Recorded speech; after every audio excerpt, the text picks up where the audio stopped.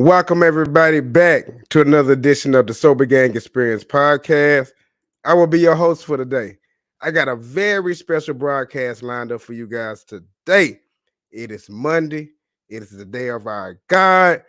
And I'm feeling motivated. Everybody, because I got a very special person in the building.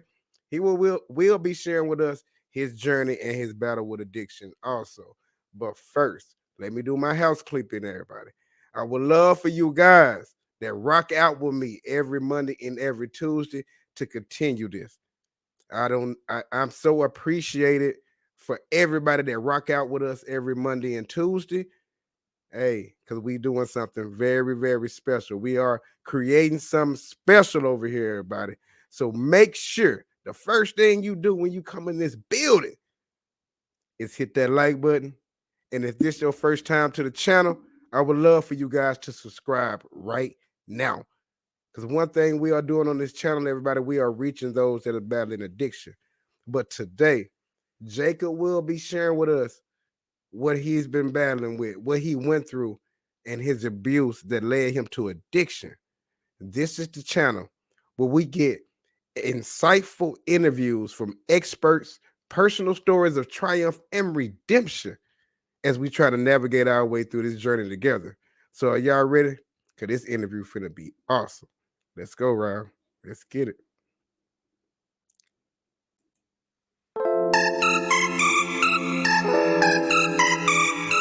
At a late age in my life,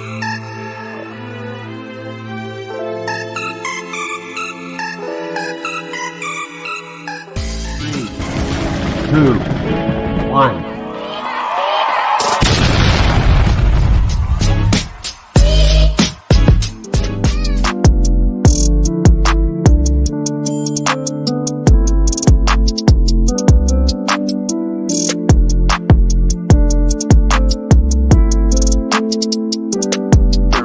Through the sober house. So like, drive me around. I'll pay you.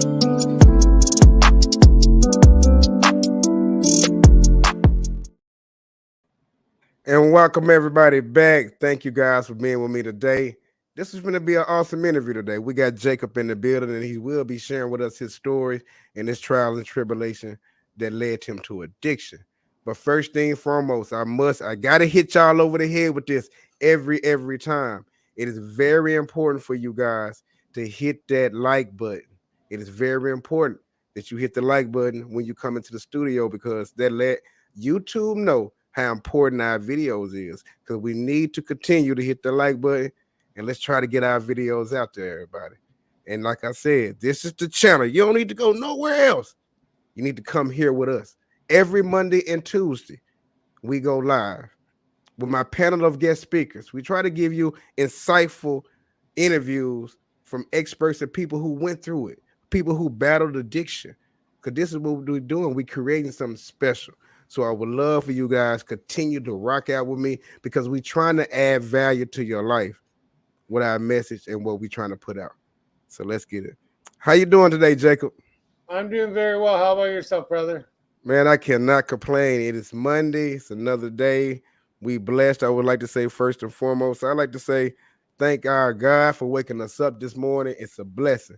If you blessed right now and you woke up and you was able to open your eyes today, give me a like and a like. Go ahead and give me a like on this video and comment down below how blessed you are. I would love to see y'all comments below. So comment and let me know how blessed you are if you woke up this morning. So Jacob, we're gonna start from the beginning. Okay. Okay. How was growing up? Well, I grew up in a very abusive environment. Both my sister and I were sexually abused by our biological father. Our mother was very physically, emotionally, and mentally abusive. She married an ex-con that was also physically and emotionally abusive. So I dealt with that for a long time, and I kind of found my way into just picking up drinks after their parties, sipping off their drinks and then, smoking a little bit of pot. And I noticed that when I was doing that, I felt a little bit more safer in an environment because I couldn't feel that physical or emotional pain anymore. Right. So that emotional pain, did you ever seek any help for that pain? Any Oh yeah, professional help? I've been in years of counseling and therapy, and I'm on medications and stuff like that for a lot of that stuff, depression, PTSD. Mhm. So yeah, a lot of therapy, a lot of recovery, a lot of building a foundation of long-lasting recovery. Right. When I first got sober, it was back in 2015, and I spent 2 years making it my full-time job, being in recovery, going to meetings, going to an intensive outpatient program, and really diving into therapy and finding out because what's happening is you're suppressing all those emotions and stuff like that with the drugs and alcohol, so you really never getting to work through them at Absolutely. the age that you start doing it. So, at the age I started being very active with drugs and alcohol was probably about the age of 11.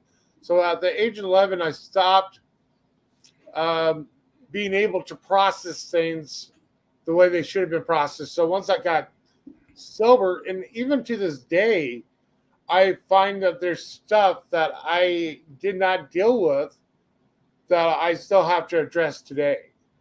Absolutely. because Absolutely. that, because we're talking about a span of 20 years of drug and alcohol abuse, so it's going to take a while to work through all that stuff. Hmm.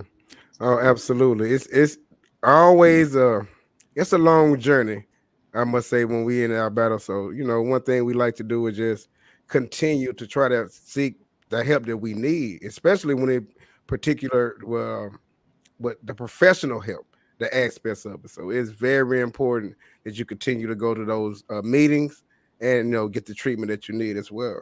I have a couple questions, Jacob. Sure. I would like to ask you. Can you tell me a little bit about your journey and how you experienced your abuse contributed to your addiction?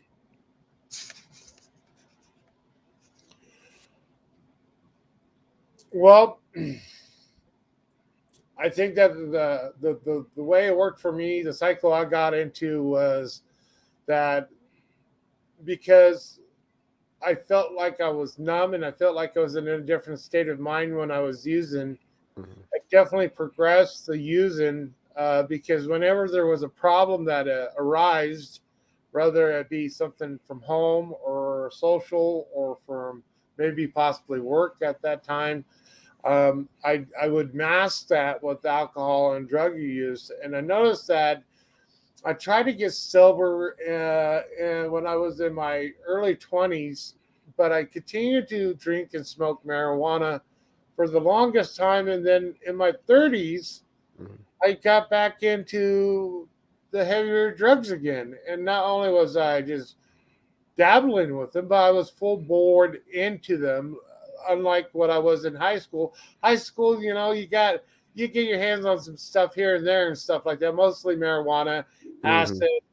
Back in those days, it was biker crank and stuff like that. So, coke was Mhm. pretty prevalent back then. Alcohol was definitely one of those things. But I tried to get some sobriety in my younger age, but I just couldn't stop the smoking the marijuana and didn't see the alcohol as being a problem. Mhm. And the alcohol became really a big problem in my life for the longest time, and I didn't realize that it was a problem.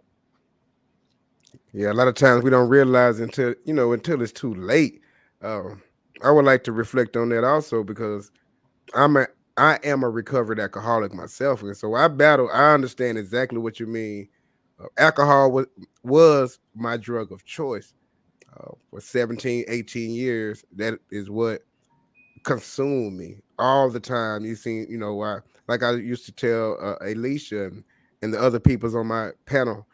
The thing about it with me, I used to just love to drink, but I will work. I was a functional alcoholic, so Yeah. I just yeah. So that was the thing about me.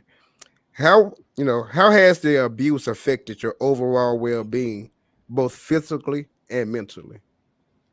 Well, mentally, I'm doing good now because I'm on a good track with my mental health. I'm a very big advocate for my own health. I make sure that I take my medications. I make sure I go to my counseling. I make sure to address whatever issues that need to be addressed. What also helps me is my spirituality. I got involved with a group called White Bison about 2003. And they're a well-variety movement for the Native Americans, and they offer the teachings of the medicine wheel in a 12-step program. And I've always been drawn to the Native American spirituality ever since I was 18 years old.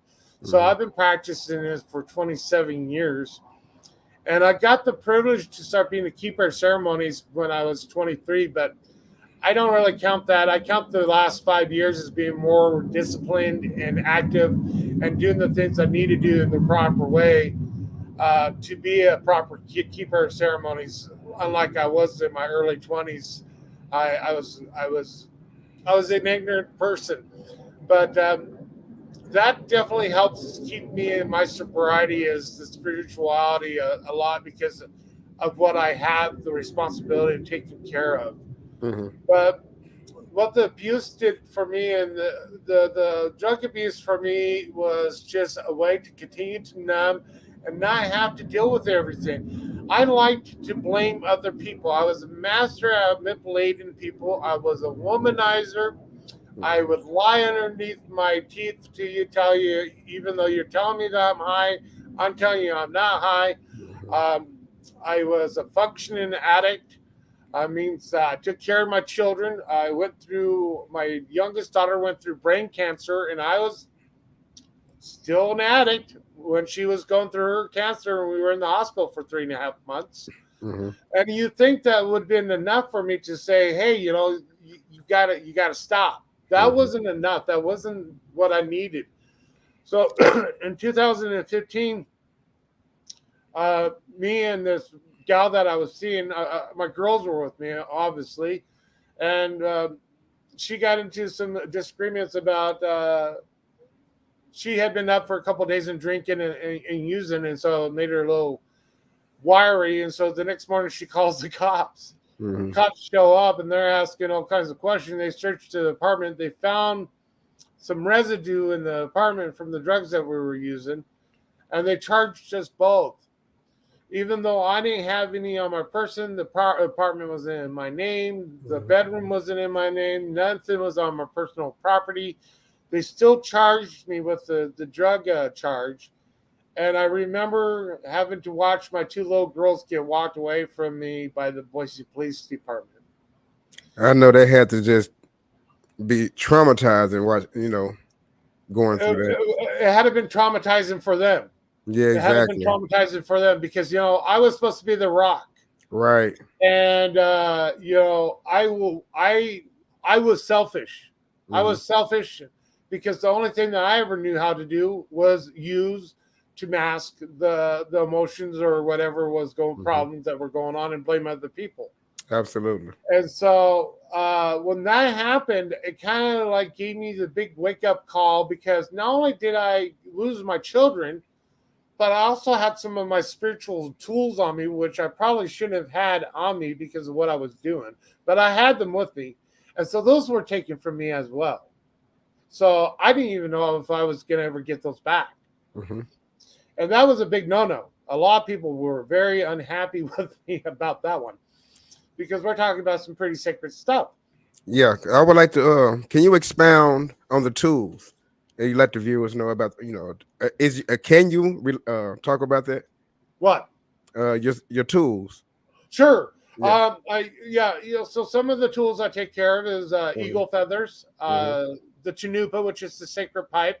The pipe for the people. So there's a difference between a personal pipe and the pipe for the people. The pipe for the people is meant for only that you praying for other people. Personal pipe is for your family, yourself. The eagle feathers are meant for like healing people. There was hawk medicine in there, sage, cedar, sweetgrass, all the stuff that helps us clear the space that we're in. In my possession when I was arrested. So I was expecting some federal charges to come down on me for having feathers and the hawk feathers and some of the other feathers that I had on me, but they did not even bother with the feathers. Mm-hmm. They confiscated the pipes. They confiscated all the medicine that went with the pipes, Mm-hmm. all the sage, all the sweet grass eater, and stuff like that. They made an inventory, called it paraphernalia. And I remember when I went to go for sentencing, I asked the judge and explained to the judge what the stuff was. Mm-hmm. And he said, "Okay, I'll go ahead and give you your stuff back." But I didn't get it back right away because in order to get it back, the arresting officer, the one that took it into custody, Mm-hmm. had to release it back to me as well. Wow. I was left there for a long time without any of that stuff because I could never get in contact with the person. And so I reached out to one of my brothers and I Mhm. says, "Well, look, this is what I've done. This is what's going on." And he pretty much said, "You need to give it up to God. And if it's meant to come back to you, it'll come back to you. And if it's not meant to come back to you, then you're never going to be doing this stuff ever again. Absolutely. But if it does come back to you, you need to make sure that you walk yourself in a good way and that you do things in a good way for what you take care of because you're taking care of some stuff. And normally you want to get a second chance like this." Exactly. So I left it. I did what he said, and then one day some big powerful thing came over me and said, "You need to contact the police department one more time, and if it doesn't happen, it's time to step away. Right. I have to step away from that part of my life." And sure enough, I was able to get a hold of a lieutenant and that looked up my DR before he called me back, looked up what was there, looked at the judge's orders, and just wanted me to explain to him what it was for me and why it was so important for me to have it back. Mm-hmm. And he says, "You know what? I'll release your stuff back to you in a week." And then I called up my brother the same day, told the brother that told me to give it up. Mm-hmm. And he says, "Well, you're going to put that in the ground for the next year, right?" I said, "Yeah, whatever you want me to do," because putting it in the ground allowed it to get cleansed by earth, and it took Mhm. away any of the things that maybe I did wrong with them or what maybe the police mishandled them. Mm-hmm. So it gave it a chance to purify itself over Right. that year. And so I really rededicated my life to that process once those things were put in the ground. That's when I decided, okay, no more wishy-washy. Mm-hmm. You need to make sure if you're going to do this, that you're going to do this the way as you were taught to do this, and you do it in a good way. So that's what I've been doing for the last I would consider it more or less for the last 5 years. Right. Even though I've been in care of these things for 21 years, but I didn't take care of them the way they should have been, and it caused a lot of damage, not Mhm. only for me, but that caused damage for my wife and my children at that time. Absolutely. Absolutely. Because Mhm. when you're doing things in not a good way, things will come back in not a good way. Oh yeah, karma. Karma is something else. A lot of people don't believe in karma, but karma is real. Are there any specific moments or memories from your abusive Yeah. experience that still haunt you and potentially trigger your addiction?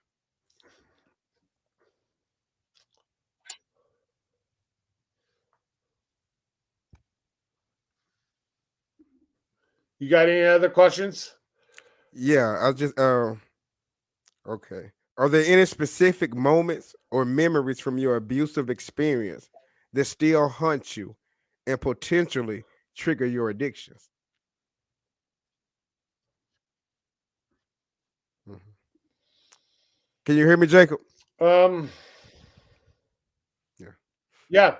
Um, the first time I ever used IV will always be in my memory. There's another time that I remember my godson, who I've been a part of his life ever since he was a baby, Mhm. and we're really close. I remember him walking in on me and his mom about to shoot up, and that's a memory that always stays with me because I never wanted him to ever see me like that.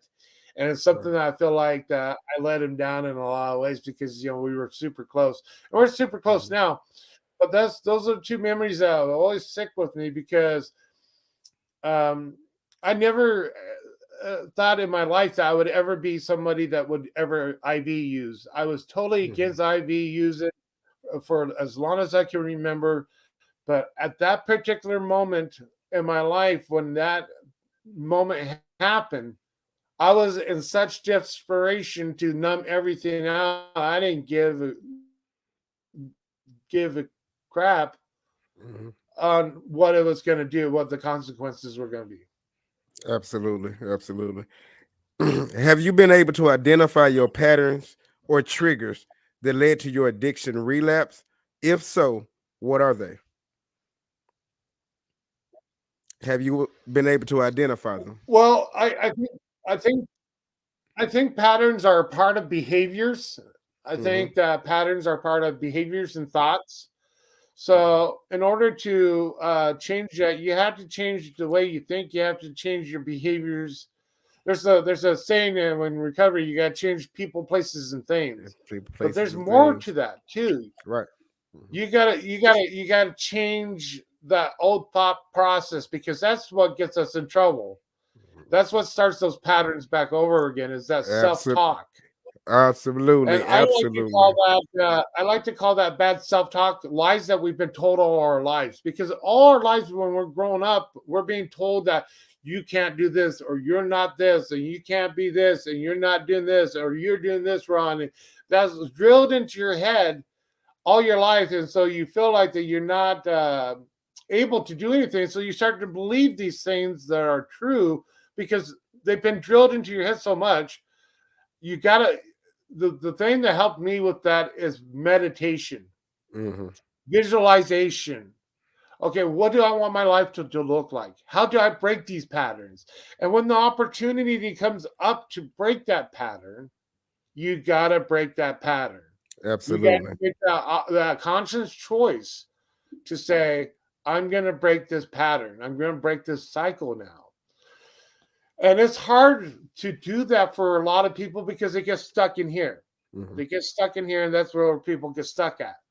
But meditation really helped me out, get out of here and deal with a lot of that stuff. What are your thoughts about mental health and addiction? Oh, being a dual diagnosis and polyups or user, substance user, it didn't matter what it was, I would use it. Mental health plays a big role in it. I think that before even I picked up a drug, I was dealing with some sort of depression and some sort of PTSD from the environment that I was grown into and not being recognized or diagnosed or not being dealt with at that time. So I think that plays a big part into it because the mental health makes it seem like it's more justifiable to use those substances.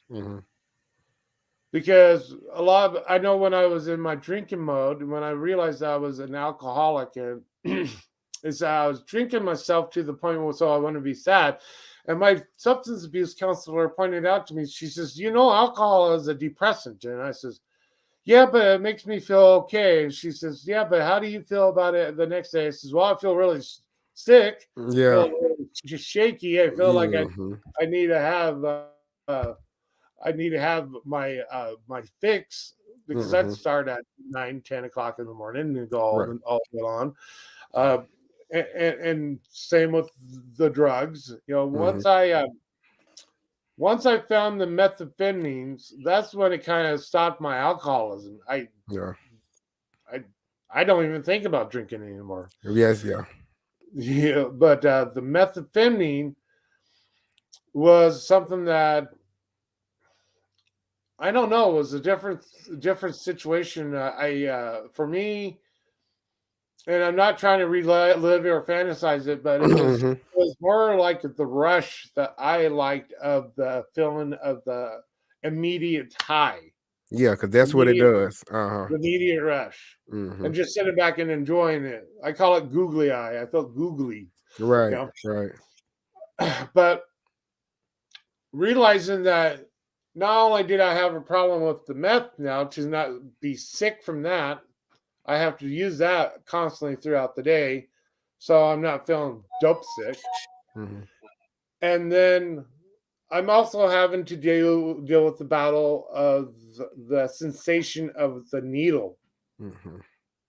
which is a whole different part It's of a, the game. yeah, it's a whole different game. Mm-hmm.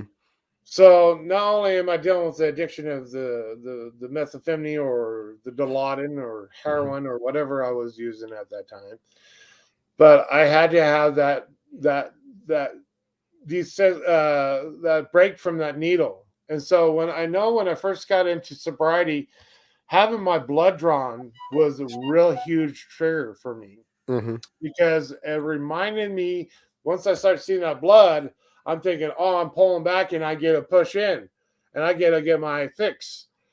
And it wasn't that way. All I got is blood. So it really sucked. So I Yeah. got used to it. I just would look away. I would look away whenever they do it. And I still do to this point. Even Yeah. when they put an IV in or something like that, I don't look at it. Yeah, I'm a coward. I'm a coward, man. I couldn't even.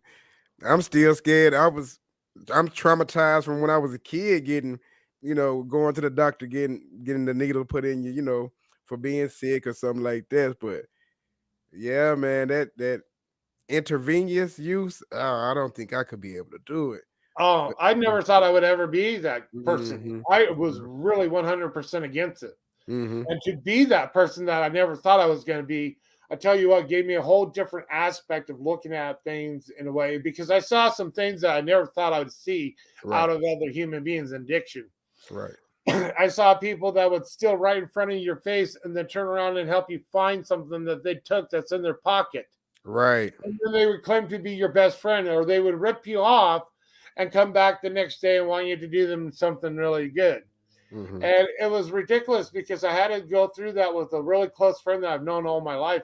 That's who I was doing the drugs with. I was doing it with a really close friend. And several times we bought a lockbox because people would come in, steal her money, come steal her dope, come steal her pills. And so I said, finally, I says, you know me, I'm 100% solid. I'm not like these guys because I didn't result into the lying. I didn't right, result into the scheming. I didn't result into tearing things apart when I was high. I just like to sit back and enjoy my high and right, watch that door because I had kids there. So I had mm-hmm, to make sure that place was safe for my kids as much as I could with all the traffic that was going in. So there was a lockbox. I had the only key to it. If somebody needed something, I'd give it to her, and then she'd give me the money, and it would go in the lockbox. And that's how it was. And that's how we stopped the bullshit. And I would shake that house down every 2 weeks to make sure that people weren't planting things in the house mm-hmm, because people would do that. They would right, just leave syringes just laying around in that plant or behind the toilet. And I got kids, and I should never had my kids there. mm-hmm, In fact, I was in the process of making some family guardians of my kids before I got incarcerated because I knew that the life that I was living at that moment they was didn't need to be not the around life it. of my kids. Exactly. Because And I was, I, I yeah, I wanted was. my kids to have a good life, and so it wasn't fair to them. Even though they're little, they don't remember a lot of it. Mm-hmm, They just remember living with Aunt Lori, right. my best friend. Yeah, I was But gonna ask you that as well. I was like, was there any moment that you got your kids, out of that situation? no, because I ended up getting incarcerated. So I guess, I did get them out of the Yeah, situation because yeah, I yeah. went to jail, and they Mm-hmm, so they ended up going back with their mom because mm-hmm, mom still had parental rights, and the judge ended up giving mom full custody of them because we didn't know how long I was going to be incarcerated for, right. and it took me a good year and a half after I got out of jail before I decided that I was in a good spot to petition the court for 50-50 custody again. And Mm-hmm, I did that, and I got everything I was asking for except for one thing, and I represented myself. So I've been very active in my kids' life. I am very honest with my kids. They ask me a lot of questions all the time about, well, why did this happen? Or why did you do this? Or, you know, they're good reminders to me of why'd you say silver? Because I have girls. I have 3 girls, so I have to set that bar very, very, very high for them because I don't want them to be involved with somebody like I used to be, who was abusive verbally, who was a manipulator, a womanizer, you know, a control freak, a liar, you know, all those things that were not good about being in that addiction. I don't want my girls to have to experience that. I'm so glad that you came to realize that even though it took going to jail, because you know things work in, you know, they like to say that things happen in mysterious ways. You know, in my opinion, you going to jail probably saved them kids' lives. You know, and I think it did. I think it did because it gave the mom another opportunity to step up to the plate. She stepped up to the plate. She and her husband that she married after we got divorced have been great for those girls. I have nothing against what they've done for them. They've done more than I could ever have done on my own. Absolutely. And, you know, I've got the opportunity to thank their stepdad at a birthday party. And I said, you know, I really want to tell you how much I appreciate everything you've done for my girls. You've done things for my girls that I couldn't do for my girls at times that they needed it. And you were there for them. And that means a lot to me that you were there. Yeah, and I'm glad. It takes a lot to swallow that crow, that humble pie. But I had to do that, not for myself, but I needed to show my girls that, look, I want you to have a good relationship because they love their stepdad. And there's nothing wrong with that. At first, I had a problem with it, but, you know, as you get a little bit cleaner and you get some more time, you get some more therapy, you realize that to think about it, yeah. That fog starts lifting out of your life. And so, you know, I feel very blessed that they have what they have with their mom and their stepdad. They've done things that, you know, that just amazes me with those girls. Because, you know, one thing, a lot of times when we in our addiction, we are some selfish motherfuckers, man. It's always about us. It's always about us. And it takes some time, Jacob. It takes some time for us to go through the darkest moments of our life for us to realize that this shit ain't about us. It's about the kids. It's about getting myself right, getting closer to God. That's when all those aspects start to hit. And then once you finally realize, like, okay, I've been sober. I'm sober. I'm clean. I'm getting my shit together. You know what? It's a good idea that like you said, you swallowed that humble pie, and you know you became at peace with where the kids and their stepfather was at. So that is, yeah.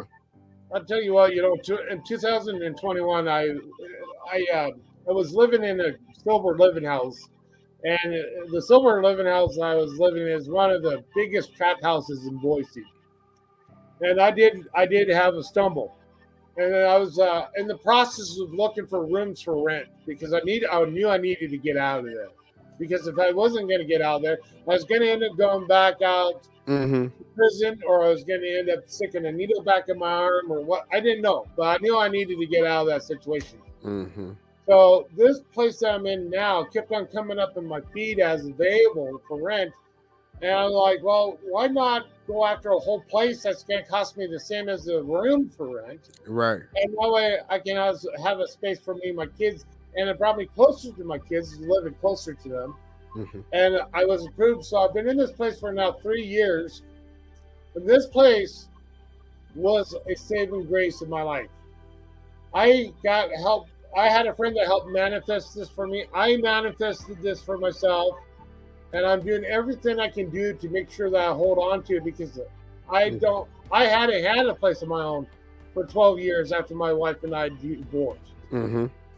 I've been pretty much sleeping on people's couches or sleeping on floors, you know, but to have your own place, to have your own space, that's given me the strength to continue to go forward.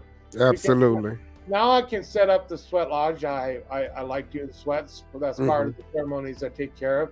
Mm-hmm. That was one of the first things I did that spring was put up a sweat lodge. I says, now back in business with my back in realized business. Yes. power, my guy, and it's really helped me be more disciplined and realizes the sacrifices I have to do to make that possible for the people that come out for it. Absolutely. Because I don't just decide, oh, I'm going to do sweating and invite people. I let people come to me and ask me for it.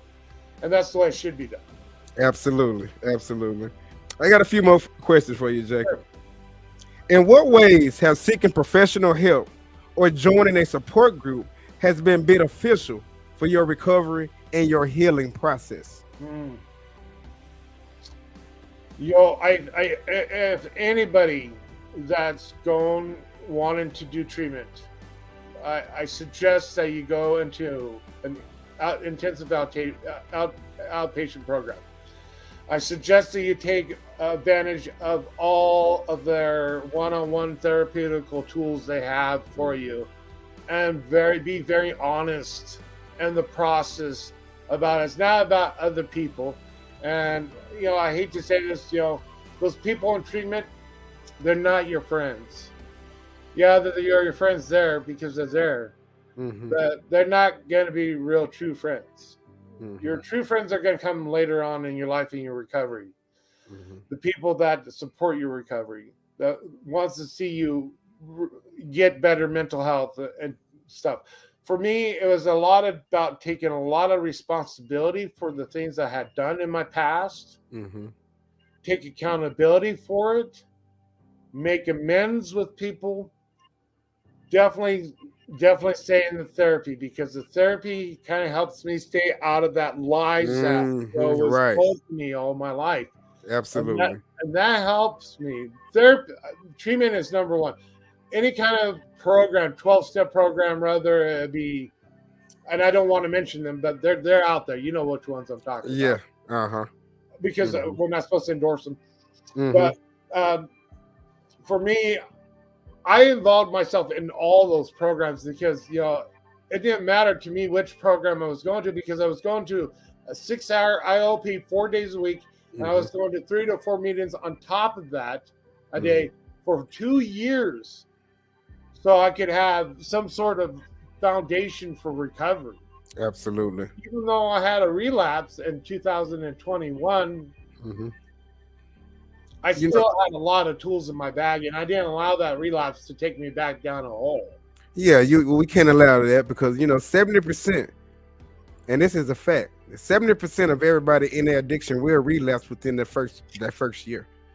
But mine was until a lot later that I relapsed, because I got in sobriety in recovery in 2015, and my relapse happened at the end of 2020 and the beginning of 21. So I had some time, but I was, I felt like I was starting all over again. Right. Because I ended up having to go back and do some more time, because a charge that they found from 3 years prior to that, in 2018, a charge that I committed in 2015 when I went to jail the first time, they brought back up 3 years later, and I was doing really good in my life. I was about to move out of my parents' house. I bought a new car for myself. I bought a car for my daughter. I was doing really well. And this new charge came out of nowhere, and they said, you know what, we're not going to work with you. You're going to go serve some time. Right. So I went to serve some time, and what I took away from that was I need to be honest always with my words, because that's what got me in trouble. I was not honest. I should have called up the mom and said, Mom, this is what's going on with the kids' benefits. You need to call health and welfare. I didn't. I lied. And I claimed them. And I claimed them for another year and a half before they caught on. And so it was my fault. It was my fault. We do that. We do that shit. Yeah. So when I went back, I looked at it and said, okay, yeah, you had your life together somewhat, but how can you make your life better now? And that's really when I started to dive into meditation and visualization. Mhm. because I said, you know what, I cannot keep on making this a pattern in my life where every couple years I go back in for some other reason. Right.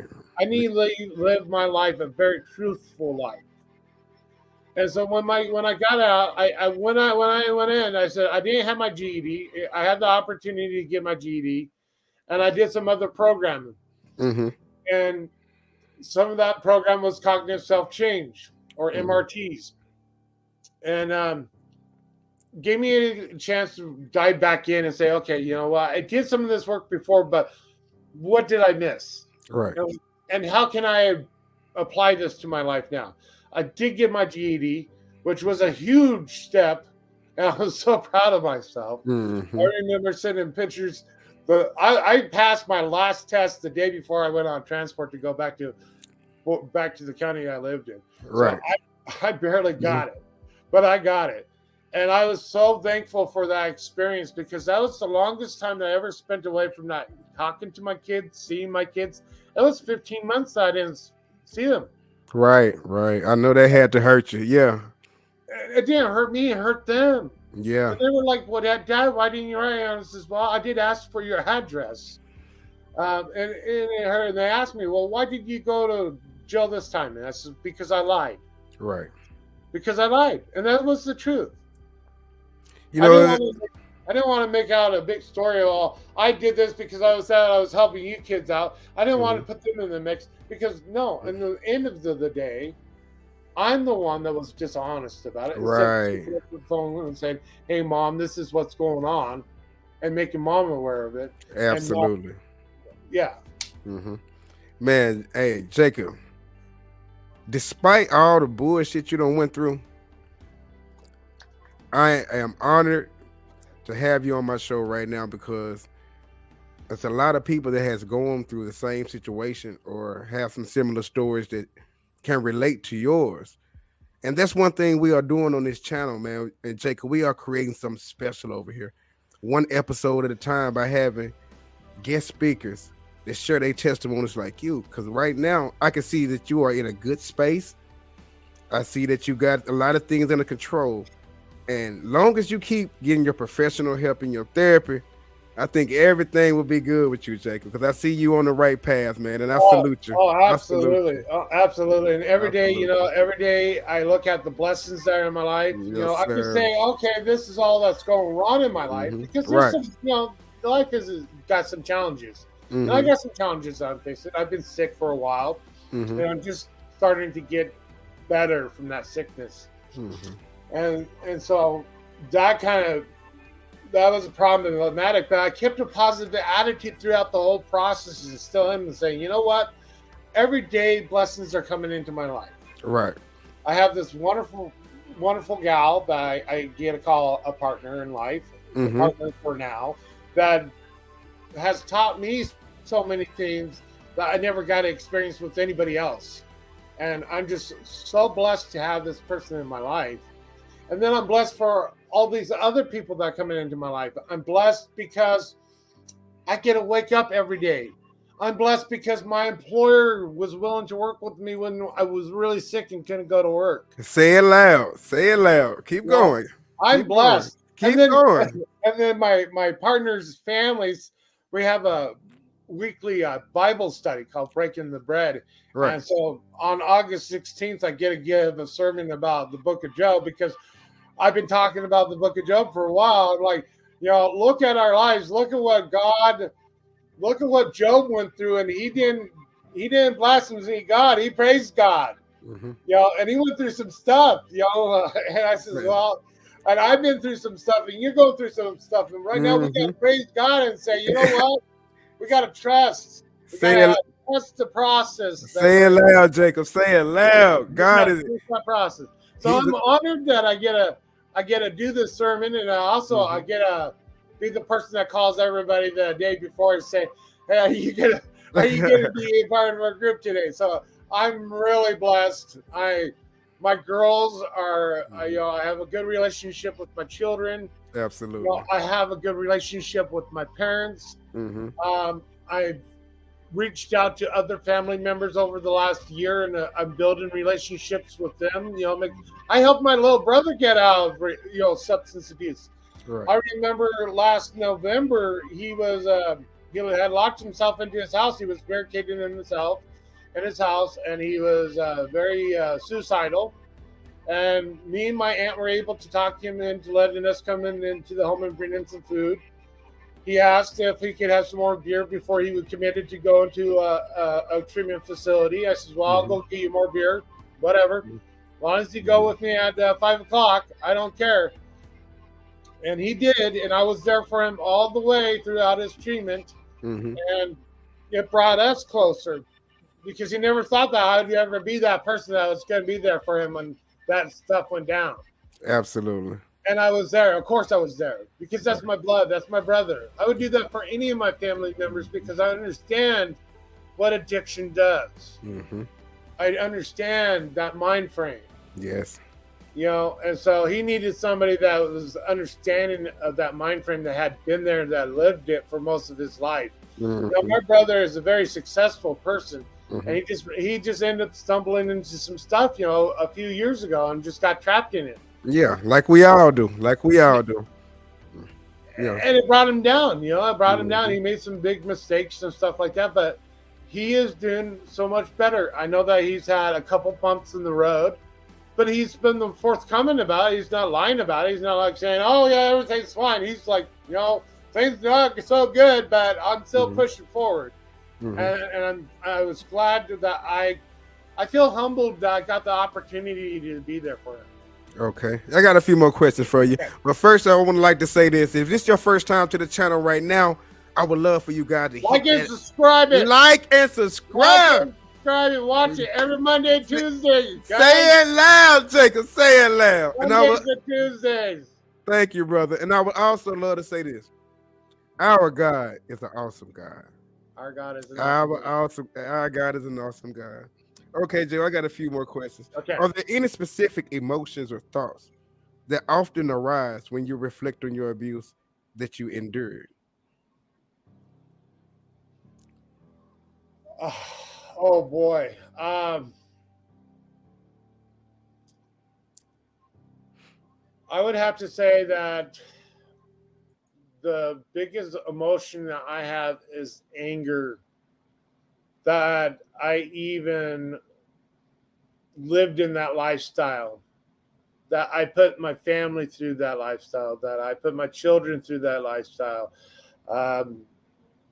Anger at myself that I should have been stronger, or I should have been more educated. The thing with addiction is that we're born with that gene, and it doesn't matter. Some people can just pick up a drink and they can leave it. There's people like me that pick up a drink or use, and we're off. We're off to the races. Yes, and it is a legitimate disease. Absolutely. It's like cancer. It doesn't matter. And so it gets us this huge segment on it that's such a bad thing. Ooh, somebody's using drugs. Oh, somebody's using alcohol. Well, they're suffering from a disease. Just like if they were suffering from cancer.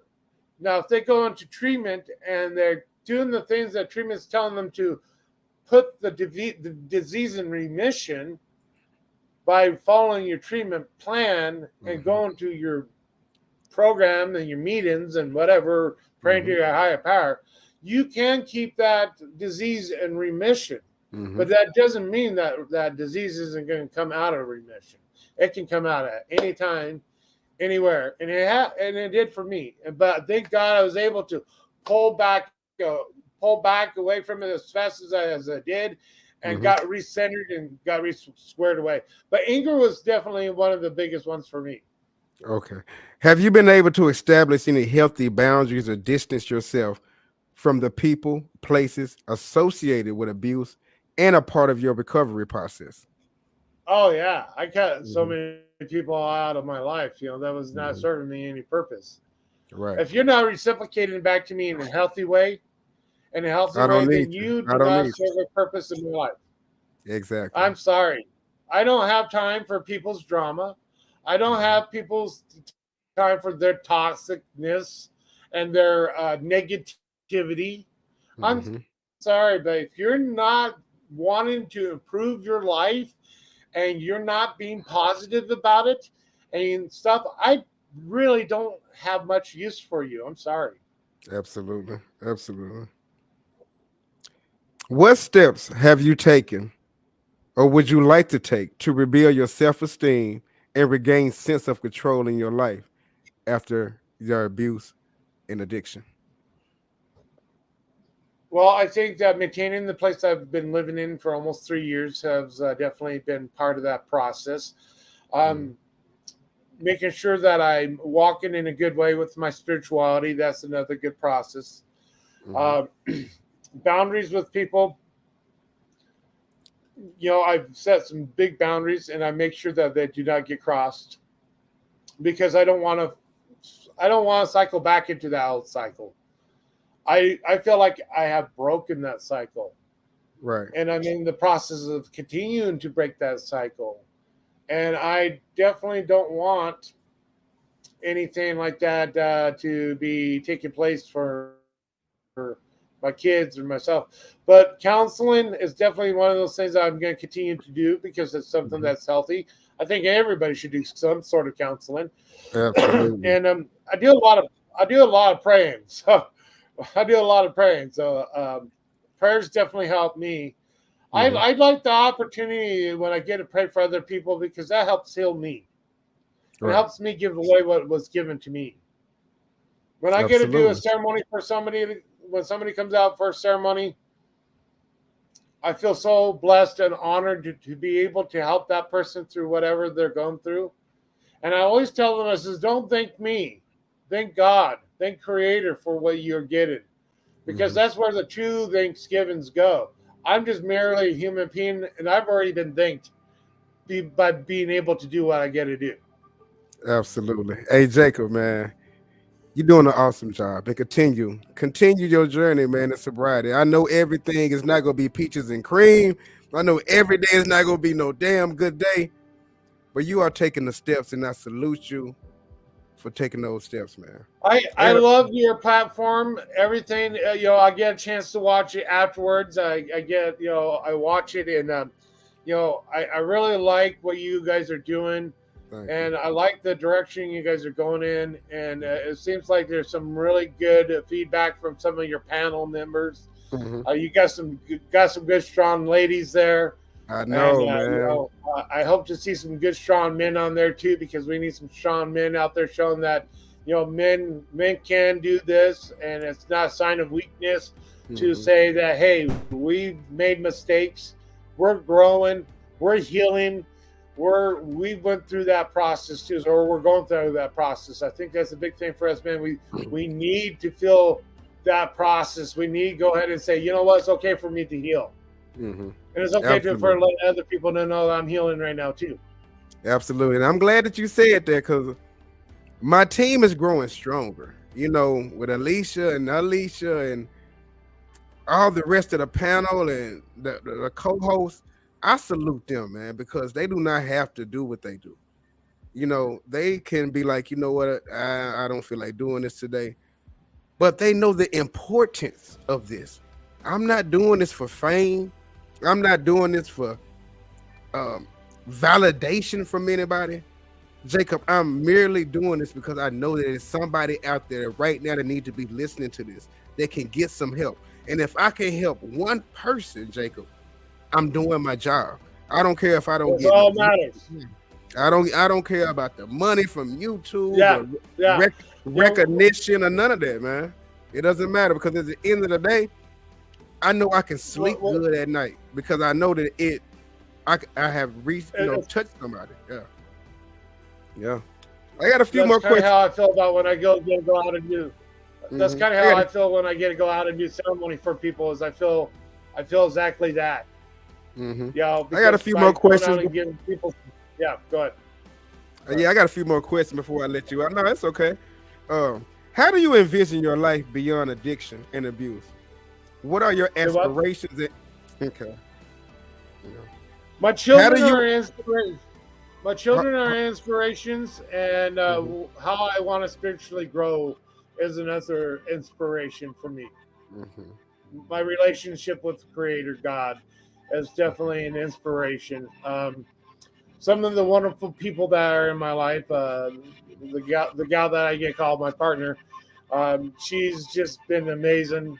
Um, she teaches me so much, and I'm thankful for that inspiration that she gives me every day. Every day, I feel blessed just to be able to continue on. Yeah. Yeah. What are your goals for the future? Well, hopefully next year I'll be enrolling for my LPN program at CWI here in Mhm. Idaho. Mhm. And that's going for because I was a CNA for 16 years. I want to get back into the medical field. Absolutely. And I couldn't get the LPN before because I didn't have my GED. Now I have my GED. I'm aiming for that LPN. Absolutely. And yeah, I'm excited about that because I really want to go back into the work of hospice. Mhm. I'm very comfortable around that environment. I love being a comforter and somebody that can be a moral supporter for the family that's going through those hard times. It's hard times.